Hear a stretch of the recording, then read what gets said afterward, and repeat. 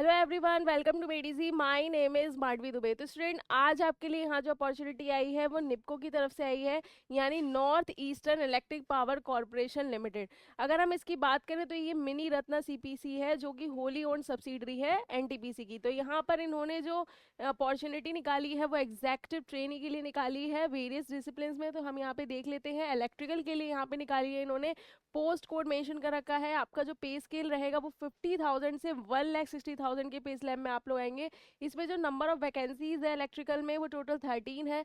अपर age limit का criteria भी mention कर रखा है, जैसे कि अनरिजर्व और ईडब्ल्यूएस का 30 ईयर्स और एससी और एसटी का यहाँ पे 35 ईयर्स का क्राइटेरिया मेंशन है। इसके अलावा अलग अलग यहाँ पे डिसिप्लिन में भी है, जैसे फाइनेंस में, ह्यूमन रिसोर्स में, जियोलॉजी में देख लेते हैं। यहाँ पर भी सेम पे स्केल आपका रहेगा। टोटल 2 वैकेंसीज हैं। इसके अलावा आईटी में अगर हम देखें तो आईटी में भी सेम पे स्केल आपका रहेगा। टोटल वैकेंसीज 2 मेंशन है। इसमें ओबीसी एनसीएल कैंडिडेट की 33 ईयर्स अपर एज लिमिट है, वहीं एससी की 35 ईयर्स, जैसे कि मैंने आपको बताया। इसके अलावा क्वालिफिकेशन क्या होनी चाहिए आपके पास?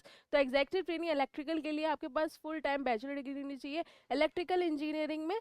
यहाँ पे not less than 65% mark as per respective institute. इसके अलावा एससी एसटी कैंडिडेट के लिए 55% मार्क्स का क्राइटेरिया है। इसके साथ यहाँ पे इन्होंने मेंशन कर रखा है कि candidate must have appeared and qualified in get in 2024 electrical engineering, यानी आपके पास गेट 2024 का स्कोर कार्ड होना चाहिए, क्वालिफाइड होने चाहिए। यहाँ पर इन्होंने ये चीज़ मेंशन कर रखी है।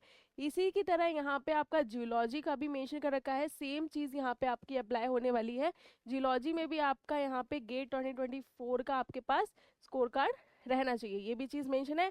सेम ऐसे ही आपका आईटी में है। आईटी में आपका गेट का जो 2024 का स्कोर कार्ड है for computer science and information technology यानी सीएस का रहना चाहिए, तभी आप यहाँ पे एलिजिबल रहेंगे। तो स्टूडेंट, ये जो वैकेंसीज है ये थ्रू गेट 2024 के स्कोर कार्ड के बेसिस पे मेंशन है। इसके बाद कंपेंसेशन पैकेज भी यहाँ पे उन्होंने मेंशन कर रखा है कि जो सेलेक्टेड कैंडिडेट है will be placed in IDA पे स्केल, जो मैंने आपको बताया 50,000 से 1,60,000 के पे स्लैब में आप लोग आएंगे।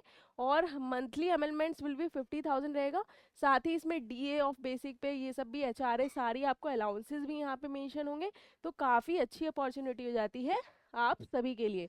अगर हम इसकी बात करें तो minimum monthly emolument will be around 1 lakh approx रहेगा आपका। तो मिनिमम आपका जो मंथली अमेलमेंट्स रहेंगे वो 1 लाख अप्रॉक्स के यहाँ पे आपकी रहने वाले हैं। तो काफ़ी अच्छी अपॉर्चुनिटी हो जाती है आप सभी के लिए। रिलैक्सेशन और कंसेशन की बात करेंगे तो अपर एज लिमिट में S C S T OBC NCL के लिए यहाँ पे रिलैक्सेशन मेंशन है, जैसे कि मैंने आपको बताया। सिलेक्शन प्रोसेस इसमें क्या है? सिलेक्शन प्रोसेस के लिए आप इसकी ऑफिशियल वेबसाइट पे विजिट कर सकते हैं, जैसे www.nipco.com.in पे जाके वहाँ पे करियर सेक्शन में आप जाएंगे तो सारी डिटेल आपको वहाँ भी मिल जाएगी। एग्जेक्टिव ट्रेनिंग इलेक्ट्रिकल के लिए यहाँ पे आपके पास गेट 2024 का स्कोर कार्ड होना चाहिए, क्वालिफाइड होना चाहिए।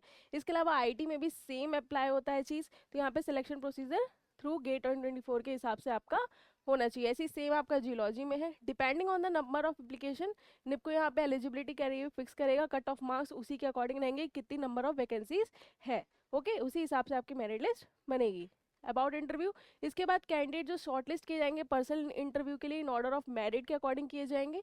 और एक्सटेंड भी हो सकता है ये नंबर ऑफ कैंडिडेट्स की कितने वो शॉर्टलिस्टेड कर रहे हैं उसके अकॉर्डिंग। इसके अलावा सारी आपकी डिटेल इस पीडीएफ में मेंशन है।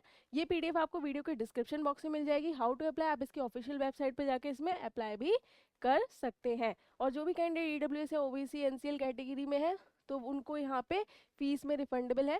Categories required to non refundable application fee 560। यहाँ पे जनरल ईडब्ल्यूएस और ओबीसी एनसीएल के लिए यहाँ पे 560 एप्लीकेशन फीस है, नॉन रिफंडेबल है। और दूसरी चीज़ अगर मैं बात करूँ एससी एसटी पीडब्ल्यूडी कैटेगरी के लिए और फीमेल कैंडिडेट के लिए तो यहाँ पे कोई भी एप्लीकेशन फीस नहीं है, एग्जाम्प्टेड है।